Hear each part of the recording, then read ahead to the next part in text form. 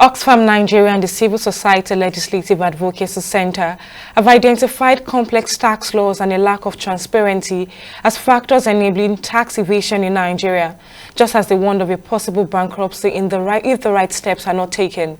At the unveiling of Oxfam's report titled Income and Wealth Inequality in Nigeria, Trends and Drivers in Abuja, the CSOs called for urgent tax reforms to tackle the rising economic inequality that has pushed millions into poverty. According to the report, about 133 million Nigerians, nearly 70% of the population, are facing hunger, with women and children disproportionately affected. One of the most celebrated policy issues for our governors across this country and the conception of development is overhead bridges and underpasses. Any state that does not have an overhead bridge is not developed. And that's why you see there is a competition for overhead bridge. In some states, the vehicle that may fly that overhead bridge for the whole day may not be more than 50, but they have it. It's called legacy project. The next one is airport. Every state is in competition to have an airport. And you know who fly those ones? Private jets. The jet that the governor will hire to bring him to Abuja and the one that will return to that. And there are so many of them. Nigeria must be deliberate in terms of bringing in policies and programs that can address the inequality, that can enable people to have access to economic opportunities.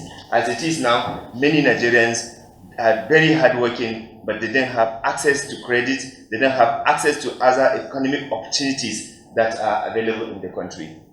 You can imagine the country is lacking money and is rushing to go and borrow money even from private aggregators. And shamelessly, we are going to the United Nations to say that we want to those debts being forgiven. When you collect this money and loot this money, and then you think those people are stupid, you go to the United Nations with hundreds of officials, and those people that are giving you, borrowing this money, they only go probably with only 4 or 5 people, and you say they should they should forgive you this money. You know, we are joking. No, that's why nobody is taking us serious. Implementing a progressive wealth tax could generate over 7.5 billion annually. This revenue would be sufficient to double government's current health budget or reduce household out-of-pocket health expenditures by 40%, significantly easing the financial burden on millions of Nigerians.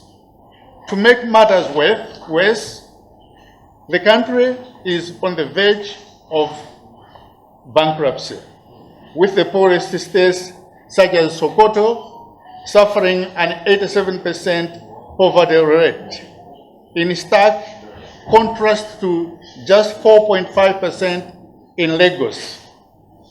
The growing debt burden means that most of the national budget is spent on paying off loans instead of funding essential public services.